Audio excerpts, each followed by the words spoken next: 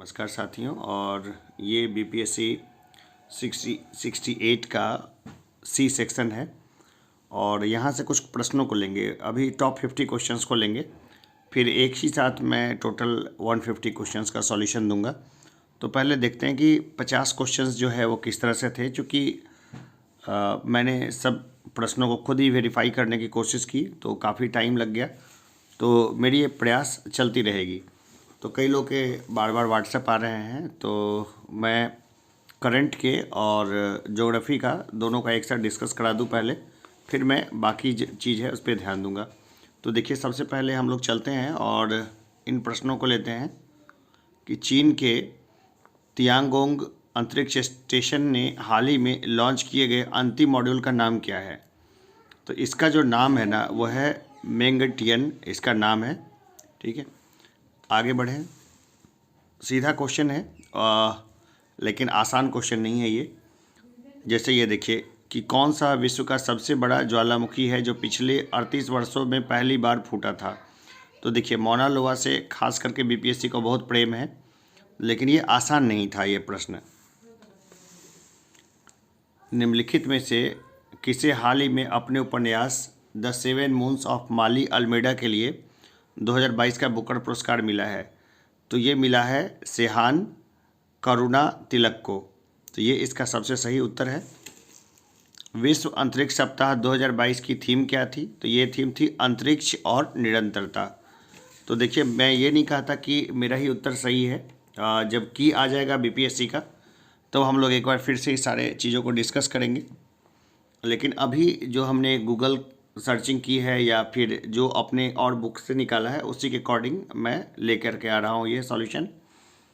निम्नलिखित में से किस लेबोरेटरी ने दिसंबर 2022 में एक ऐतिहासिक नाभिकीय संलयन सफलता का दावा किया था।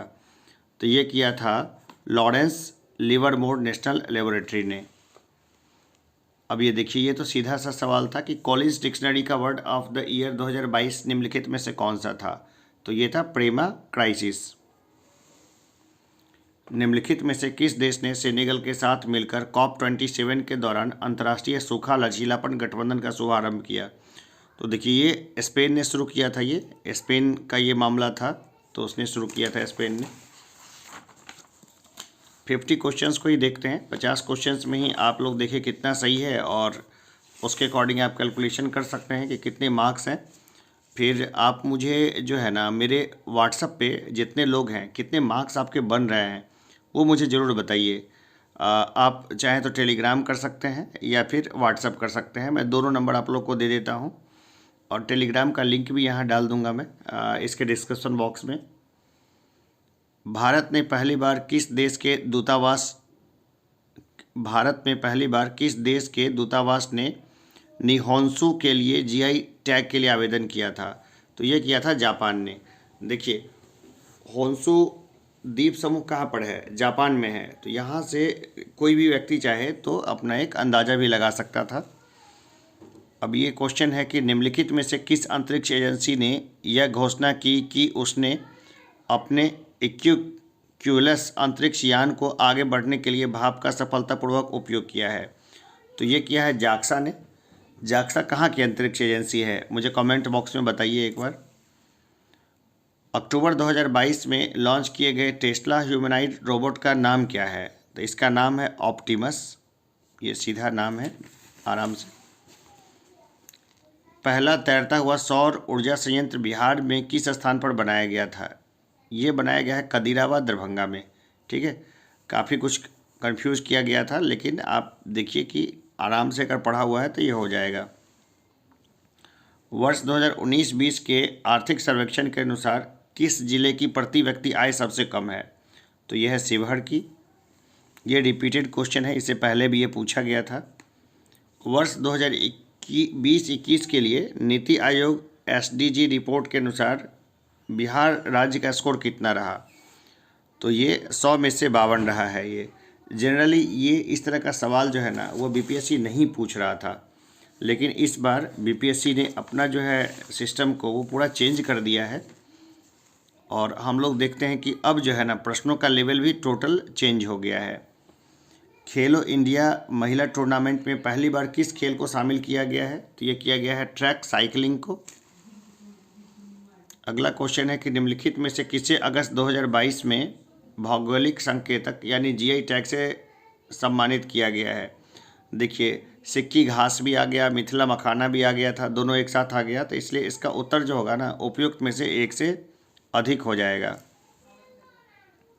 16 नंबर देखते हैं कि निम्नलिखित में से किसे वर्ष 2022 में यूनेस्को की विश्व धरोहर सूची में जोड़ा गया था? तो लंगट सिंह कॉलेज है मुजफ्फरपुर में, उसकी खगोलीय वेधशाला को जोड़ा गया था। तो ये इसका आंसर सी होगा। Business reform action plan BRAP द्वारा वर्ष 2020 में व्यापार करने में आसानी में बिहार ने 36 राज्यों में कौन सी रैंक हासिल की है? तो देखिए, 26वीं रैंक हासिल की थी, यहाँ पर 26 कहीं था नहीं, तो इसका उत्तर होगा उपयुक्त में से कोई नहीं। 28 नवंबर 2022 को मुख्यमंत्री नीतीश कुमार द्वारा गंगा जल आपूर्ति योजना का उद्घाटन किस स्थान पर किया गया? यह किया गया था राजगीर में। निम्नलिखित में से किस एसोसिएशन या बोर्ड ने अक्टूबर 2022 में पुरुष और महिला खिलाड़ियों के लिए समान वेतन की घोषणा की? ये किया था भारतीय क्रिकेट कंट्रोल बोर्ड ने। पिछले 10 वर्षों में राज्य का शहरीकरण बहुत तेज़ी से बढ़ा है।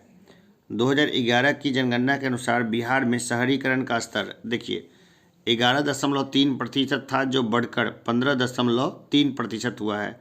इसको रिपीटेड क्वेश्चन कहेंगे, क्योंकि पीछे ये क्वेश्चन जो है, इससे पहले CDPO या BPSC 67 दोनों में किसी एक में ये पूछा गया था। निम्नलिखित में से किस केंद्रीय मंत्रालय ने हाल ही में 2022 में युवा 2.0 योजना का शुभारंभ किया है? तो ये किया है शिक्षा मंत्रालय ने शुभारंभ। गृह मंत्रालय ने नवंबर 2022 को देश की कितनी भाषाओं की फील्ड वीडियोग्राफी के साथ भारतीय मातृभाषा सर्वेक्षण कार्य को पूरा किया है? तो ये किया है 576 भाषाओं के साथ। निम्नलिखित में से किस समिति ने 1 जनवरी 2026 से पूर्ण मूल्य निर्धारण स्वतंत्रता की सिफारिश करते हुए गैस मूल्य निर्धारण पर एक रिपोर्ट प्रस्तुत की है? तो ये रिपोर्ट प्रस्तुत की है किरीट पारिक समिति ने। निम्नलिखित में से किस शहर को स्वच्छ सर्वेक्षण 2022 के अनुसार 5 सितारा कचरा मुक्त शहर रैंक से सम्मानित नहीं किया गया था?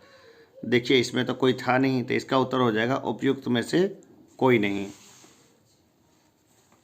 प्रधानमंत्री ने निम्नलिखित में से किस स्थान पर पहला ग्रीनफील्ड हवाई अड्डा डोनी पोलो हवाई अड्डे का उद्घाटन किया?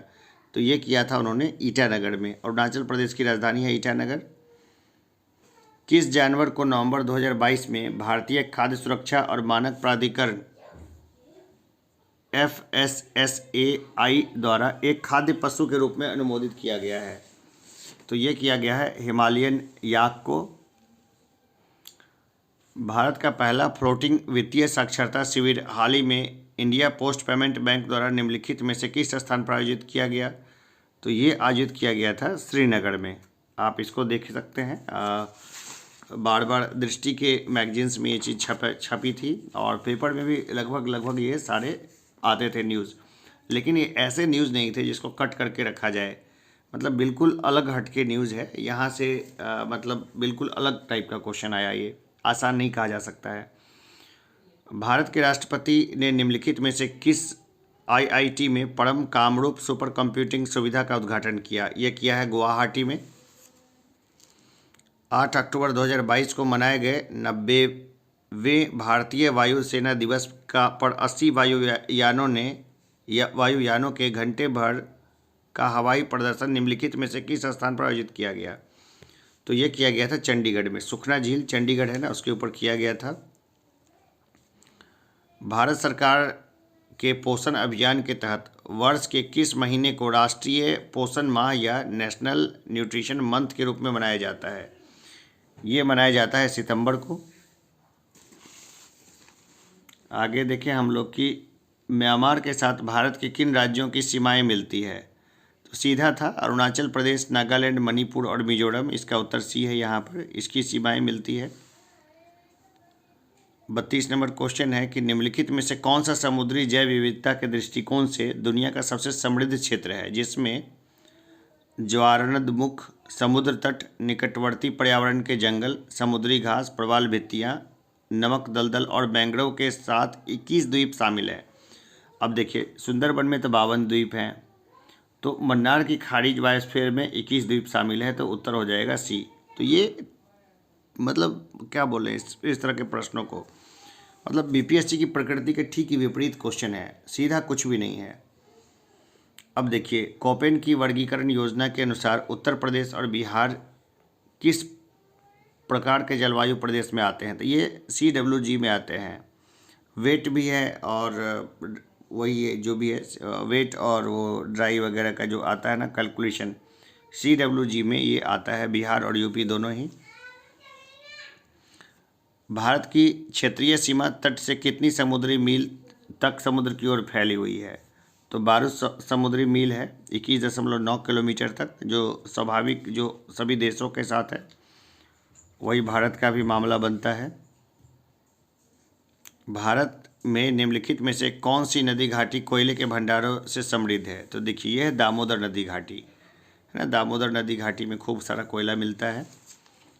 भारत में चीनी उद्योग के बारे में निम्नलिखित में से कौन सा कथन सही है, तो देखिए महाराष्ट्र देश में अग्रणी चीनी उत्पादक के रूप में उभरा है, सही है।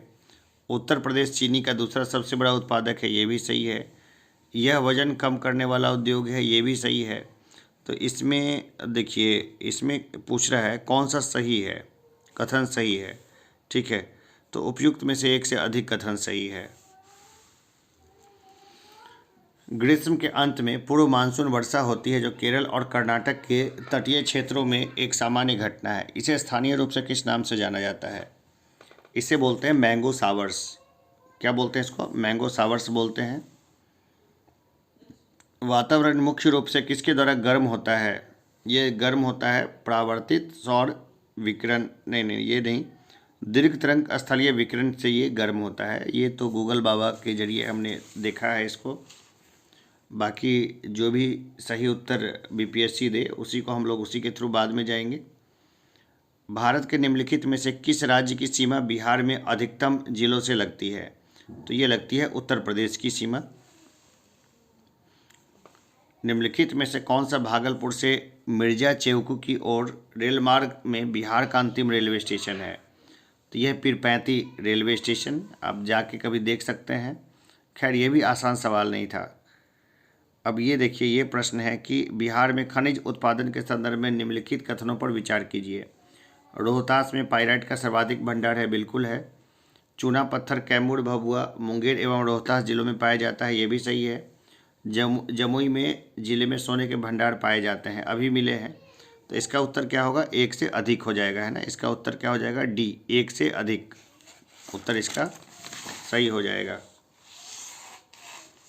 आगे देखिए कि बिहार में बहने वाली पवित्र नदी फल्गु निम्नलिखित में से किन नदियों के संगम से बनती है, तो मोहाना और लीलाजन दोनों नदी आके मिल जाती है तो फल्गु बन जाती है। आसान ये भी क्वेश्चन नहीं है, क्योंकि चलता हुआ क्वेश्चन नहीं है, अजीब सा क्वेश्चन समझिए तो ये है। बिहार में निम्नलिखित में से किस स्थान पर पहली बार चाय बागानों की स्थापना की गई है, तो देखिए ठाकुरगंज के साथ जा सकते हैं, क्योंकि खबरों में रहा था ना, तो ये ठाकुरगंज होल एरिया का नाम था जिसके भीतर ये शुरू की गई थी। अब बिहार के निम्नलिखित जिलों का आरोही दशकीय जनसंख्या वृद्धि के अनुसार सही क्रम चुनिए। देखिए सबसे ज़्यादा जनसंख्या वृद्धि है ना वो मधेपुरा का हुआ, मधेपुरा का। उससे के बाद सेकंड नंबर पे रहा किशनगंज का, सबसे कम हुआ सिवान का। तो सी का उत्तर ज़्यादा सटीक है। अब है बिहार में कृषि आधारित उद्योगों में किस खाद्य उद्योग का प्रभुत्व है, तो देखिए अनाज आधारित उद्योग जो है ना यही ज़्यादा होता है बिहार में। आगे हम लोग देखते हैं जो अटाक में अपनी पहाड़ी यात्रा के अंत में सिंधु नदी अफ़गानिस्तान की किस नदी से जुड़ती है, तो ये जुड़ जाती है काबुल नदी से जुड़ती है, ये सीधा है, आप गूगल करके देख लीजिए। हमें भी बहुत सारा कन्फ्यूजन था तो हमने भी यहाँ से देखा है।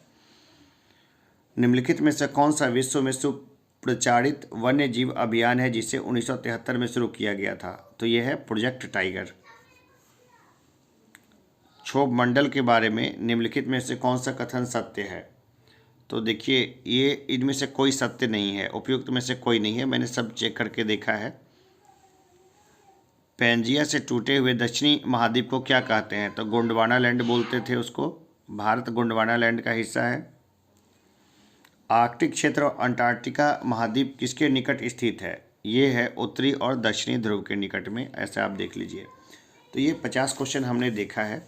तो आप लोग ऐसा करिए ना कि किसके कितने मार्क्स आ रहे हैं नॉर्मली पूरे 150 में से। मैं बाकी सबका भी सॉल्यूशन कर दूंगा, लेकिन अभी क्या है, जो थोड़ी व्यस्तता भी है और बहुत सारा चीज़ मैं देख रहा हूँ, और लगभग सभी के जितने सॉल्यूशंस दे रहे हैं जितने लोग, उन सारे के सॉल्यूशंस को मैं देखना चाहता हूँ। इसके बाद मैं सबको वेरीफाई करके एक अच्छा उत्तर मैं देने की कोशिश करूँगा, और बाद में जब की आएगा तो की के अनुसार भी हम लोग चीज़ों को डिस्कस करेंगे। तो देखिए, क्वेश्चन जो था वो आसान नहीं था, अलग अलग लोगों के अलग अलग व्यूज़ हैं। तो मुझे आपका कितना मार्क्स बन रहा है 150 में, अपने अनुसार से कैलकुलेट करके, जिसमें नेगेटिव मार्किंग के मार्क्स हटा करके कितने आपने बनाए, कितने गलत किए, उसके अकॉर्डिंग आप मुझे जो है ना कमेंट बॉक्स में ही ज़रूर बताइए। अगर कमेंट बॉक्स में नहीं करने की इच्छा हो तो आप मुझे व्हाट्सएप करिए। व्हाट्सएप नंबर है 7903754126। SMS भी कर सकते हैं सेम नंबर पे, ताकि मैं एक कैलकुलेशन करूं, और लगभग 1,000 लोग होंगे ना, तो मैं कैलकुलेशन आराम से कर पाऊंगा, क्योंकि बिना कैलकुलेशन किए हुए कुछ भी बताना बहुत मुश्किल है आज के समय में। तो चलिए, अभी के लिए इतना ही, फिर मिलते हैं एक ब्रेक के बाद। धन्यवाद। प्रश्नों को देखते हैं, और आसान सा है मामला। देखिए, ये प्रश्न है कि किसमें परिवर्तन के कारण रंध्र खुलते या बंद होते हैं? तो इसका उत्तर हो जाएगा कोशिकाओं में पानी की मात्रा। ये ए हो जाएगा, कोशिकाओं में पानी की मात्रा। फिर आगे देखें, क्लोरोफिल सूर्य के प्रकाश के लाल और नीले तरंगदैर्ध्य को अवशोषित करता है। ठीक है, ये ज़्यादा सटीक मुझे लगा। निम्नलिखित में से कौन सा मेल सही नहीं है? तो देखिए, इसमें से जो है, आप देखिए, कमज़ोर तना जो सीधा खड़ा नहीं हो सकता, लता, ठीक है, तो ये सही बात है। पर्णवृंत पत्ती को तने से जोड़ता है, ये भी सही है। आधार के पास शाखाओं के साथ मोटा कठोर तना पेड़, ये भी सही है। तो ये क्या हो जाएगा, उपयुक्त में से कोई नहीं, यानी कि सभी क्या है, सही हैं।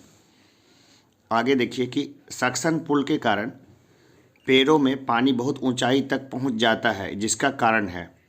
तो इसका जो कारण है ये है वाष्पोत्सर्जन। जो भाप ऊपर से, वो वाष्प जो निकलता है ना ऊपर से पत्तियों में से, वो नमी निकलती है दरअसल, है ना, तो उसको वाष्पोत्सर्जन बोल सकते हैं। वैसे तो अलग अब आयोग जो उत्तर दे, लेकिन ये जो ऊपर से जो निकलता है ना, वायुमंडल में जो जाती है, उसको वाष्पोत्सर्जन हम बोल सकते हैं। तो इसका उत्तर जो है ए ज़्यादा सटीक होगा।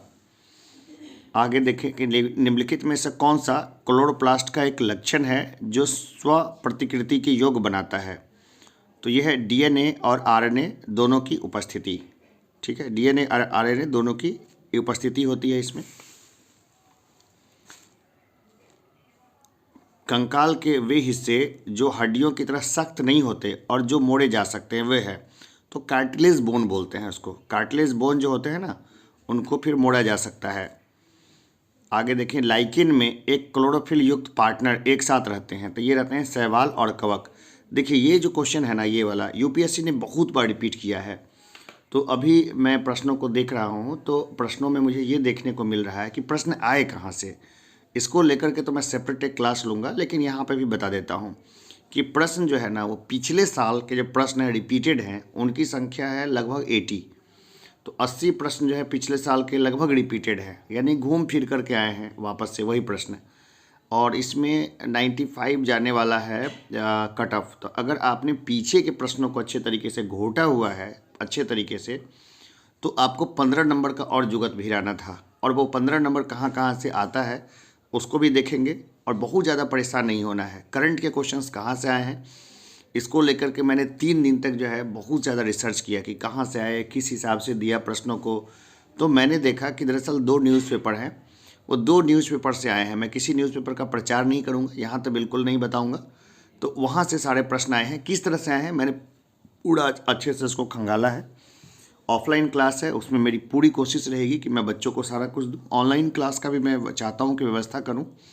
तो चलिए आगे देखते हैं कि मादा एनोफ्लीज को मादा क्यूलेक्स से अलग किया जा सकता है क्योंकि यह बैठती है। तो ये बैठती है अध की सतह के समानांतर बैठती है, अध स्तर की सतह के समानांतर बैठती है। तो ये इस तरह के प्रश्न है जिसके ऊपर तो ध्यान किसी का नहीं जाता है, नॉर्मली जा भी नहीं सकता है, बहुत अलग तरीके का है। लेकिन ये देखिए कि शरीर की प्रतिरोधक क्षमता से जुड़ा सबसे महत्वपूर्ण कोशिका प्रकार है, तो यह लिम्फोसाइट, ठीक है, लिम्फोसाइट है जो जुड़ा हुआ है।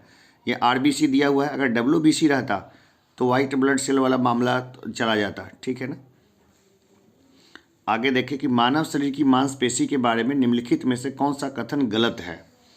तो देखिए ये गलत है कि मांसपेशियां केवल हड्डी को धक्का दे सकती है, ये गलत है। मांसपेशियां जो होती है ना वो हड्डी को धक्का ही नहीं देती है, मतलब बहुत सारे काम हैं मांसपेशियों के पूरा। तो हम लोग देखते हैं कि ये सीधा दिख गया, ये गलत है। तो ये आसान प्रश्न की संख्या भी काफ़ी थी, यानी कि कोई अगर किसी को प्री क्वालिफाई करना है तो प्री क्वालिफाई करने के लिए क्या है ना कि जितना सिंपल वे में सोच सकते हैं आप सोचिए, ज़्यादा कॉम्प्लेक्स मत सोचिए। मेरी सारी पढ़ाई जो है ना, मैं जो पढ़ाता हूँ तो बच्चों को ये नहीं कि ये सिखाता, सबसे पहले कॉम्प्लेक्सिटी को मैं निकालने की कोशिश करता हूँ।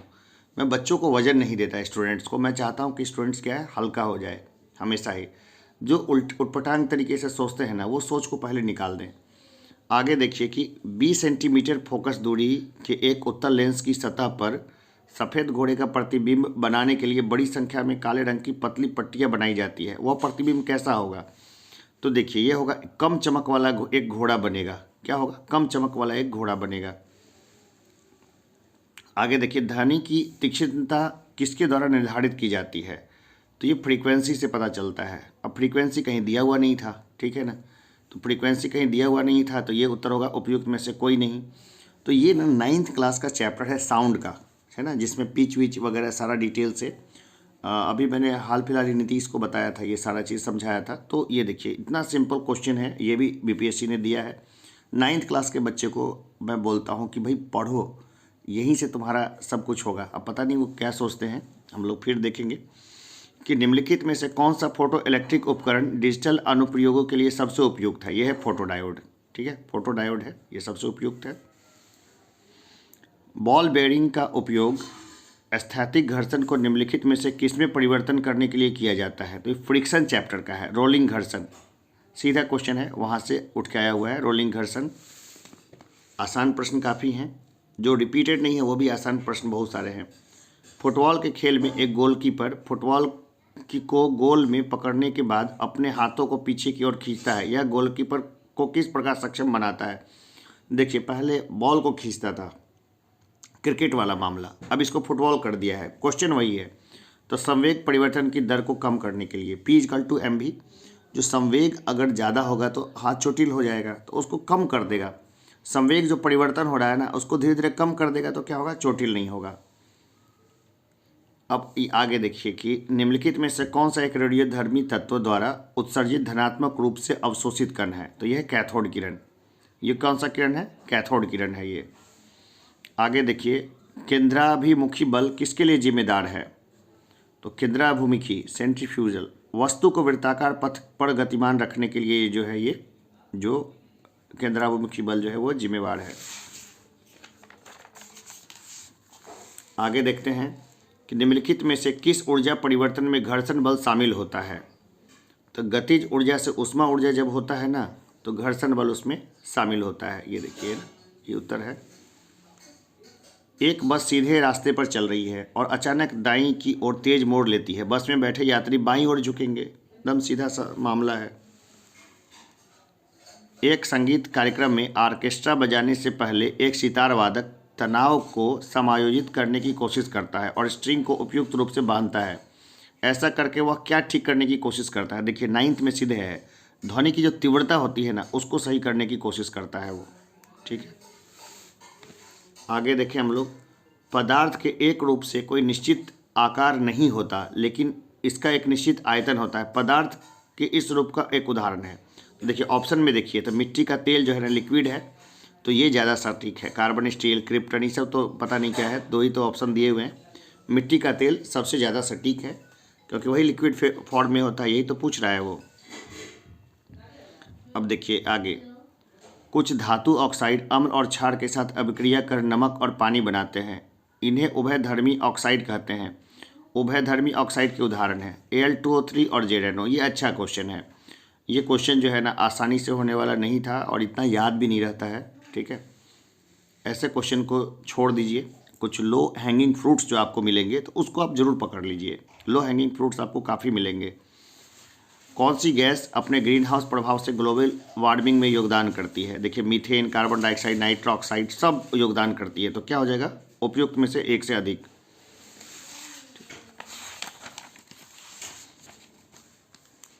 अम्ल धातु कार्बोनेट से अभिक्रिया कर कौन सी? तो CO2 गैस मुक्त करती है। कौन सी गैस मुक्त करती है? CO2, carbon dioxide. अब देखिए HCCOOH को कौन सा अम्ल कहा जाता है? तो यह है ऑक्जेलिक अम्ल। ठीक ठीक, याद है तो बहुत बढ़िया है, ठीक है। ये सब बहुत सिंपल क्वेश्चन है, लेकिन BPSC में एक्सपेक्टेड नहीं था कि इस तरह का प्रश्न आएगा। तो भाई लोगों को क्या होगा, जो परेशानी हुई, अनएक्सपेक्टेड क्वेश्चन पूछा गया, तो हम मानते हैं कि कटअप भी कम जाएगा और कटअप के ऊपर में फिर चर्चा करेगी। वैसे मैं कटअप देने के मुद्रा में नहीं होता हूँ, लेकिन काफ़ी लोग लगातार पूछ रहे हैं तो मैं कोशिश करूँगा कटअप बताने की। आपको 3 प्रश्नावलियाँ दी गई है, उनमें से एक में आसुत जल है और अन्य 2 में से एक में अम्लीय विलयन तथा दूसरे में क्षारीय विलयन है। इनमें से किस में लाल लिटमस नीला हो जाता है? तो देखिए क्षार जो होता है ना, क्षार लाल लिटमस को नीला कर देता है। एसिटिक अम्ल की गंध किसके समान होती है? तो देखिए ये होती है सिरका के समान। सिरका देखा है आपने? सिरका किस तरह से बनता है? भाई ऑप्शन से ही पता चल रहा है कि सिरका के समान होगा। आगे देखते हैं हम लोग। शुष्क HCl गैस शुष्क लिटमस पत्र को रंग क्यों नहीं बदलती? तो कोई H3O+ आयन मौजूद नहीं होंगे। लिटमस केवल H3O+ आयन की उपस्थिति में रंग बदलता है। अब देखिए विषम का पता लगाइए। कोयले का जलना, फल का पकना, दोनों तो एक ही जैसा है मामला, लेकिन इसमें क्या होता है, हीट जो है लिबरेट होती है, लेकिन सीमेंट की सेटिंग में ऐसा नहीं होता है। सीमेंट का सेटिंग बिल्कुल अलग है, तो ये अलग है, ठीक है, ये विषम है। हीरे और ग्रेफाइट के बारे में निम्नलिखित में से कौन सा कथन सत्य है?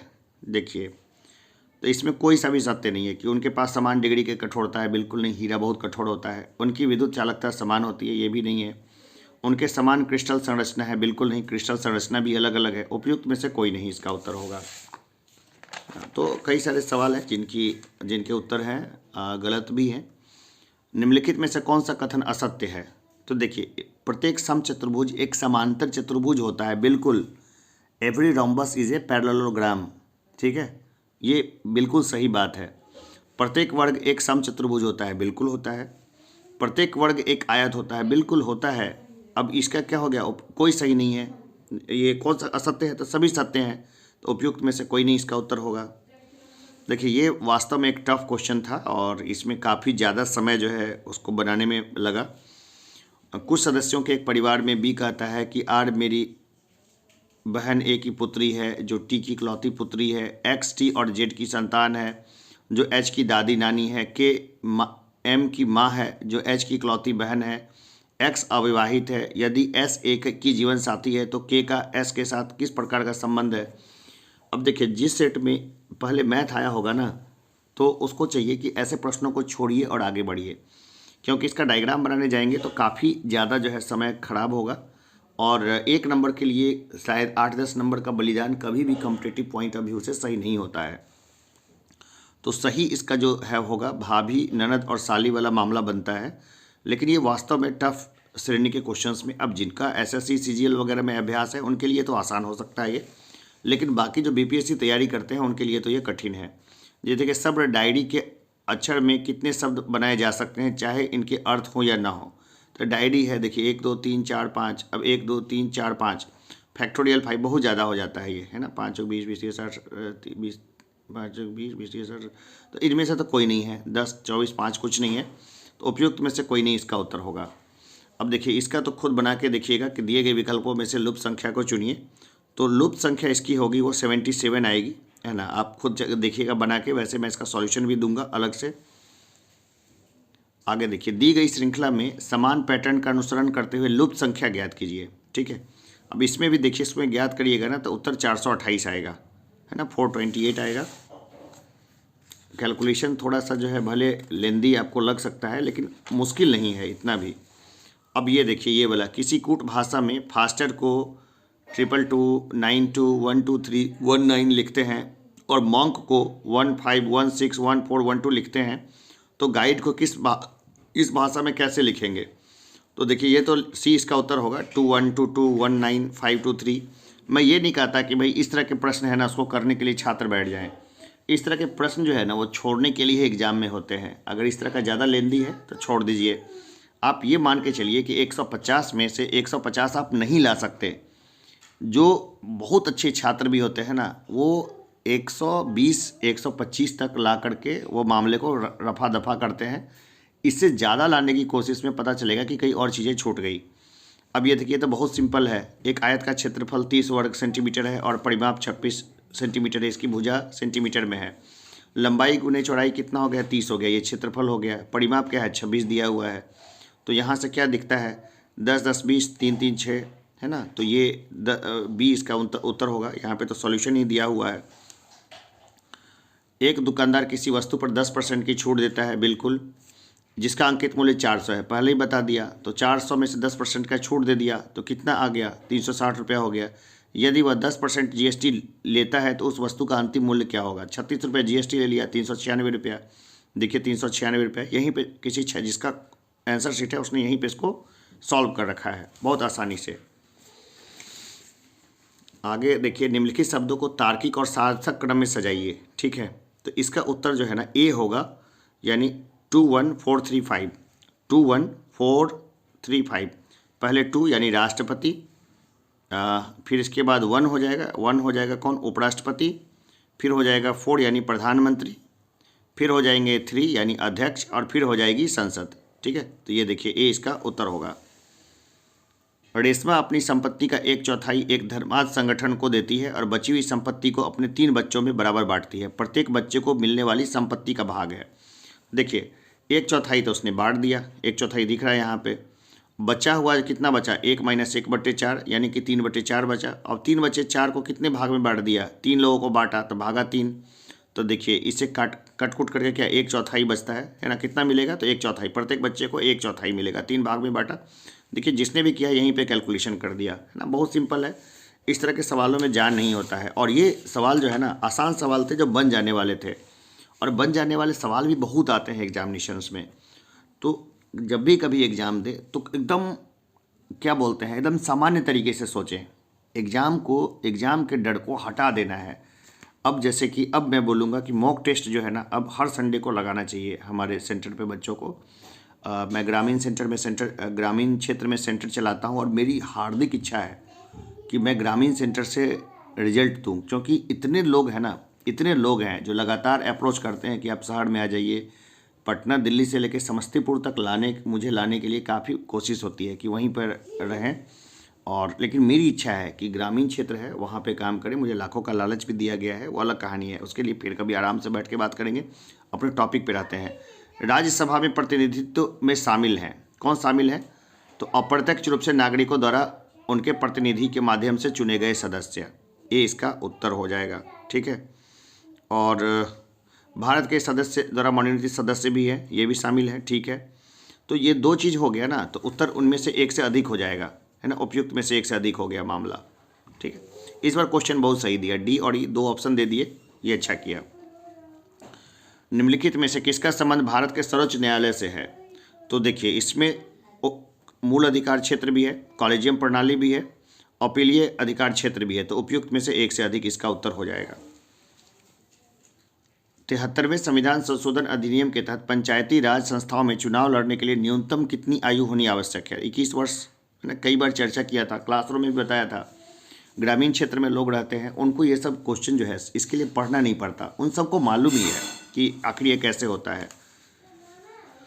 आगे है, भारत में जिला स्तर पर उपभोक्ता विवाद निवारण के संदर्भ में निम्नलिखित में से कौन सा कथन सही नहीं है?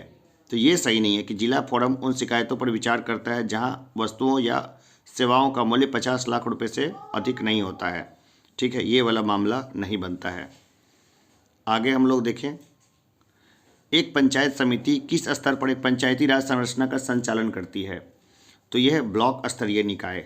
ठीक है, ब्लॉक स्तरीय, भाई सोचना नहीं है, पंचायत समिति ब्लॉक स्तर पर होता है। निम्नलिखित में से किसे समुदाय विकास के पहले कार्यक्रम के रूप में स्थापित किया गया था? तो राष्ट्रीय विस्तार सेवा को। भाई ये सब सवाल जो है ना, ये सब टफ श्रेणी में आते हैं। तो मैंने पहले ही बोला है कि बहुत सारे सवाल होते हैं छोड़ देने वाले।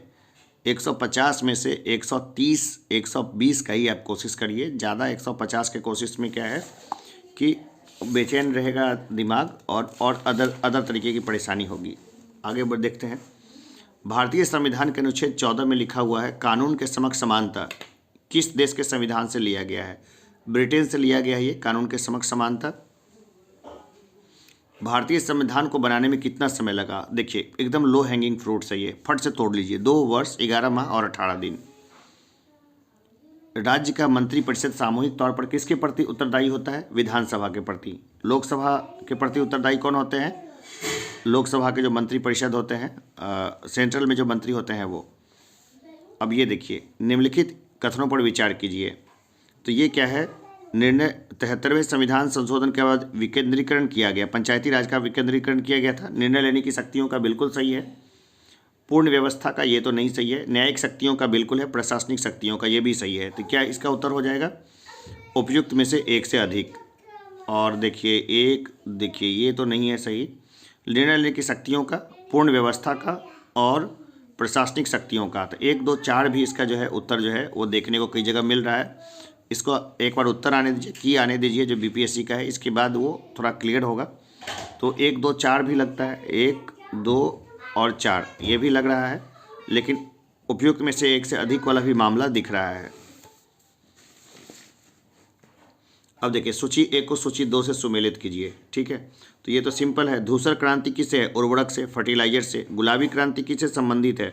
प्याज के उत्पादन से। रजत क्रांति यानी अंडे वाला मामला, ये किससे संबंधित है? अंडे उत्पादन से। लाल क्रांति किससे संबंधित है? तो यह टमाटर और मांस उत्पादन से। ठीक है, तो यहाँ पर देखिए ये जो है मामला ये ज़्यादा है, इसका सही दिखता है ये सी। ऐसे ये कई सारा कन्फ्यूजन भी हो सकता था इसमें, लेकिन हम लोग सी के थ्रू जाएंगे। निम्नलिखित में से कौन सी पंचवर्षीय योजना मानव संसाधन विकास पर केंद्रित थी? तो देखिए, तृतीय थी, पंचम थी। प्रथम और तृतीय थी मानव संसाधन विकास पे। तो क्या हो जाएगा? एक से अधिक। वैसे जितनी भी योजनाएं होती है नॉर्मल मानव संसाधन विकास जो है उसको फोकस करती है, तो इसलिए भी ये इसका आंसर डी जो है वो ज़्यादा सटीक है और यही इसका उत्तर होगा।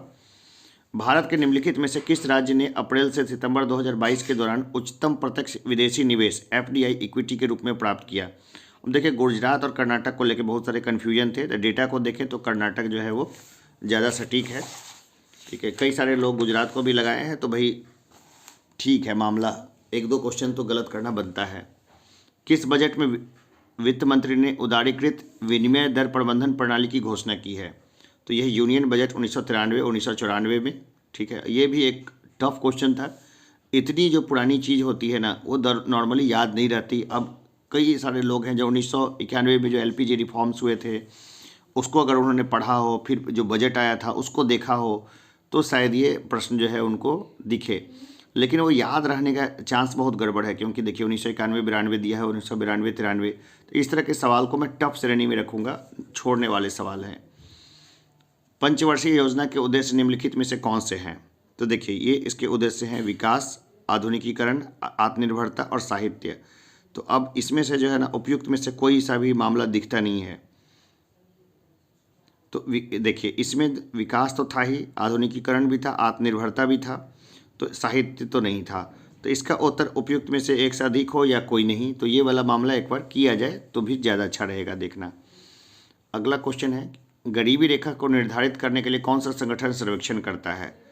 तो नीति आयोग नहीं, RBI नहीं, NSSO नहीं, उपयुक्त में से कोई नहीं मामला बनता है। ये कई सारे संगठन मिलके भी करते हैं, लेकिन ये यहाँ पर इसके ई उत्तर जो है ज़्यादा सटीक है। देखिए ये भारत का व्यापार संतुलन माल और सेवाएं दिसंबर 2022 अनंतिम के लिए है। उपयुक्त में से कोई नहीं है। इसमें से कोई सा भी जो मामला है वो दिखता नहीं है, उपयुक्त में से कोई नहीं है। ये सब प्रश्न जो है ना वो नहीं अटेम्प्ट करने वाला है। SEZ special economic zone, says की बात कर रहे हैं, अधिनियम 2005 का उद्देश्य क्या है? अतिरिक्त आर्थिक गतिविधियों का उत्पादन, सही है। वस्तुओं और सेवाओं के निर्यात को बढ़ावा, सही है। रोजगार निर्माण, ठीक है। तो ये तीनों ही है, तो 1 2 3 तीनों सही है। कृषि विपणन प्रणाली में सुधार के लिए भारत सरकार द्वारा अपनाया गया नीतिगत उपाय क्या है? तो देखिए, नीतिगत उपाय है बफर स्टॉक का रखरखाव, सार्वजनिक वितरण प्रणाली PDS, न्यूनतम समर्थन मूल्य। तो ये सब एक उपयुक्त में से एक से अधिक होगा। किस समिति ने प्रतिस्पर्धा अधिनियम 2002 को अधिनियमित करने का सुझाव दिया है? तो SVS राघवन समिति ने दिया है ये वाला मामला।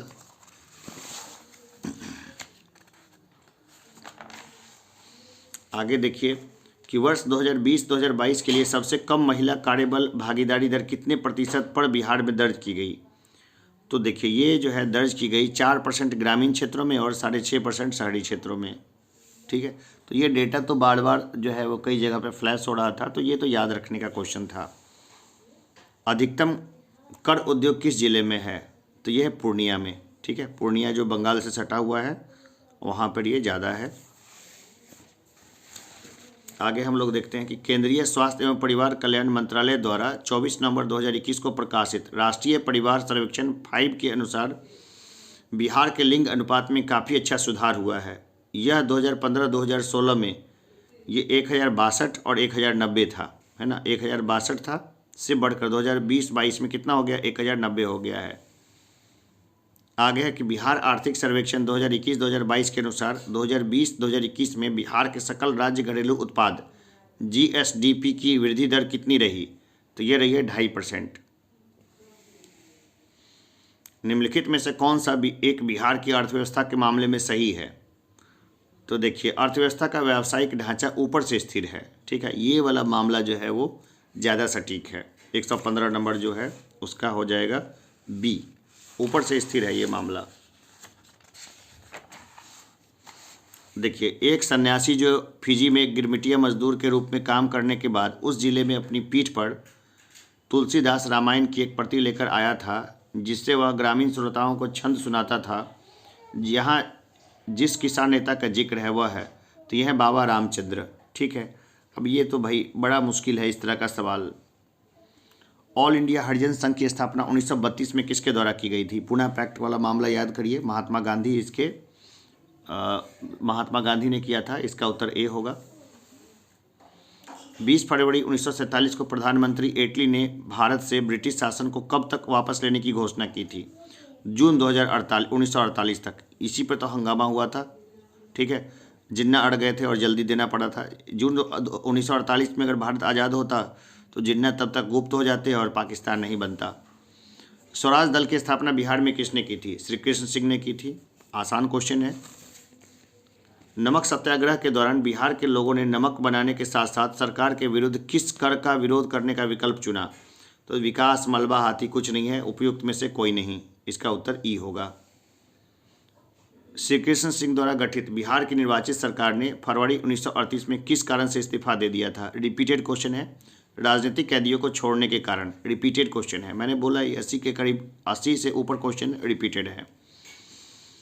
किसने चंपारण सत्याग्रह के दौरान बिहार में गांधी जी की जान बचाई थी? भाई आर्टिकल आया था एक बतख मियाँ वाला, है ना, तो उसी से ये क्वेश्चन सीधा उठाया गया है, पेपर से सीधा क्वेश्चन उठाया है, ठीक है। C उत्तर बतख मियाँ। असहयोग आंदोलन के दौरान किसने बिहार में किसानों की अगुवाई की? तो ये स्वामी विद्यानंद ने की थी, ठीक है। ये देखिए, ये भी रिपीटेड क्वेश्चन है। रिपीटेड क्वेश्चन में भी कई बार लोग एग्जाम प्रेशर में गलती करते हैं, ठीक है, तो कोई अनहोनी नहीं है। आगे देखें।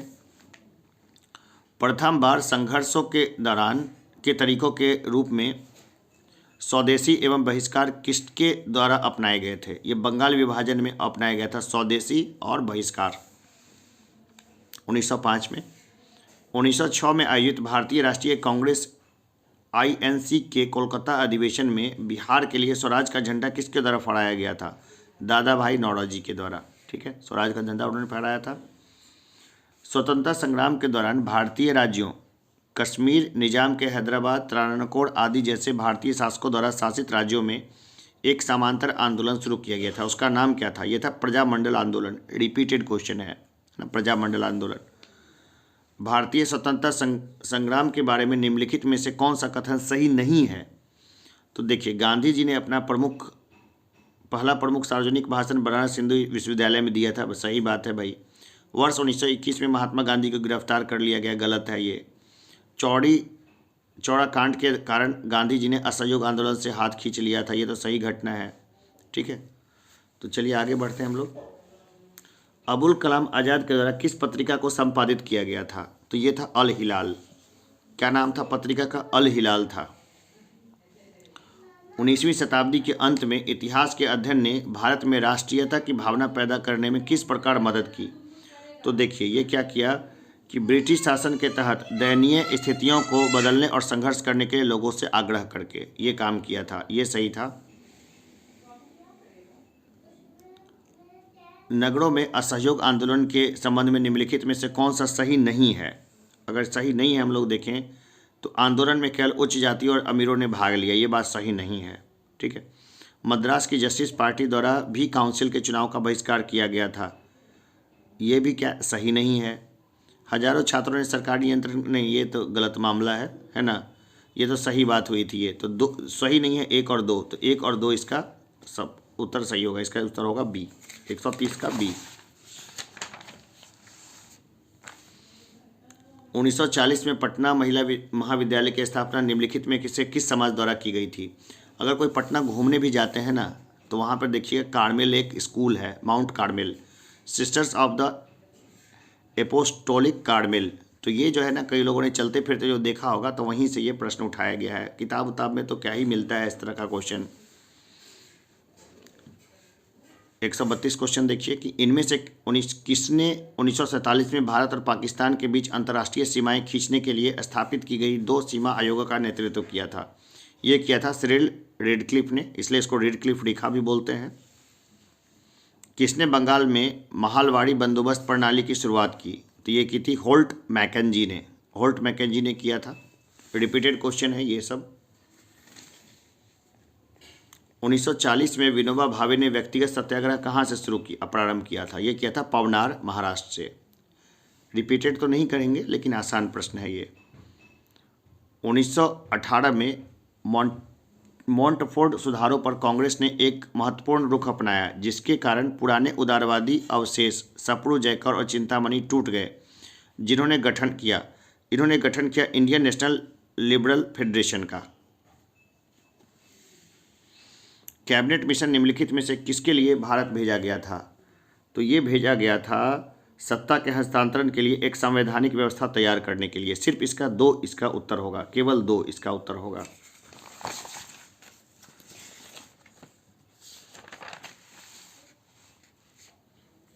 इनमें से किसने हुमायूं को यह प्रस्ताव दिया कि यदि उसे बंगाल पर अधिकार करने दिया गया तो वह बिहार को समर्पित कर देगा और 10 लाख दिनार की वार्षिक श्रद्धांजलि अर्पित करेगा? तो ये की कहा था शेर खान ने, सी इसका सबसे सटीक उत्तर होगा। रिपीटेड क्वेश्चन है ये। विक्रमशिला विश्वविद्यालय किसके द्वारा स्थापित किया गया था? धर्मपाल के द्वारा, सीधा मामला है। इनमें से बिहार के प्रथम राज्यपाल कौन थे? सर जेम्स डेविड शिफ्टन थे। भाई ये तो याद करना है इस तरह के क्वेश्चंस को। Mahatma Gandhi and Bihar some reminiscences के लेखक कौन थे? तो ये थे डॉक्टर राजेंद्र प्रसाद। सीधा क्वेश्चन था, ये सब याद रखने का क्वेश्चन है। बिहार का सबसे पुराना गिरजाघर कौन सा है? पादरी की हवेली, खूब चर्चा मिलती है इसकी, ठीक है। दिवंगत अभिनेता कुमुदलाल गांगुली, जिन्हें उनके मंचीय नाम अशोक कुमार से भी जाना जाता है, का जन्म बिहार के निम्नलिखित में से किस शहर में हुआ था? भागलपुर में हुआ था। भागलपुर को तेजपुर भी बोला जाता है, ज़्यादा नज़दीक है, थोड़ा सा बंगला कल्चर वगैरह भी घुसता है यहाँ पर। भागलपुर में इसका हुआ था। बिहार से संबंधित है अशोक कुमार। आगे देखें, प्राचीन काल में गंगा के दक्षिण क्षेत्र को क्या कहा जाता था? अनर्त कहा जाता था, अनर्त। भारतीय उपमहाद्वीप में लोहे का प्रयोग कब शुरू हुआ? देखिए इसका उत्तर तो प्रयोग में से कोई नहीं है, 6000, तो उसका कहानी अलग है, ठीक है। तो आप देख लीजिएगा, चेक कर लीजिएगा, इसका उत्तर ई होगा। 2वीं शताब्दी के आसपास रचित संस्कृत के शिलालेख के अनुसार सुदर्शन झील एक कृत्रिम जलाशय की मरम्मत किसने की थी? तो ये की थी रुद्र दमन ने किया था इसको। झांसी के पास देवगढ़ का मंदिर और इलाहाबाद के पास गढ़वा मंदिर में बनी मूर्तियां किस कला के महत्वपूर्ण अवशेष हैं? यह है गुप्त कला के महत्वपूर्ण अवशेष हैं। निम्नलिखित में से किस युद्ध में मुख्य विरोधियों का सही उल्लेख नहीं किया गया है? तो देखिए, पानीपत का द्वितीय युद्ध टीपू सुल्तान और मराठा के साथ नहीं हुआ था, ये तो सब लोग जानते हैं कहानी। यहाँ से दिल्ली सल्तनत के दौरान मुकद्दम या चौधरी पद का इस्तेमाल किसके लिए किया गया था? तो गांव का लेखाकार वाला मामला दिख रहा है, तो एक बार की आने दीजिए। अब बीपीएससी किसको देखता है वो देखते हैं। विलेज चीफ होता था वैसे। तबकाते अकबरी, जिसे कभी कभी अबुल फजल के अकबरनामा से अधिक विश्वसनीय माना जाता है, किसके द्वारा लिखा गया था? तो ये लिखा गया था निज़ामुद्दीन अहमद के द्वारा। ठीक है, अंतिम क्वेश्चन देखिए। इनमें से किस प्रसिद्ध शासक ने अपनी माता के नाम पर विजयनगर के पास नागलपुरम की एक उपनगरीय बस्ती की स्थापना की थी? तो ये किया था कृष्णदेव राय ने। तो ये रहा 150 नंबर का पूरा सॉल्यूशन। ये सी वाला बुकलेट था, इसका मैंने सॉल्यूशन किया है। तो देखिए, ये प्रश्नों को लेकर के बहुत ज़्यादा संशय मत रखिए। 30 सितंबर को फिर एग्ज़ाम होने वाला है बीपीएससी 69 का। तो इस बार मैं भी कोशिश कर रहा हूँ कि मैं सारा कंटेंट जो है ऑनलाइन दूँ और बिल्कुल मुफ्त दूँ सभी के लिए। तो मेरी ये हार्दिक प्रयास है। तो चलिए, अभी हम आगे बढ़ते हैं और नए कंटेंट को बनाते हैं अच्छे तरीके से। अभी के लिए इतना ही, फिर मिलते हैं एक ब्रेक के बाद। धन्यवाद।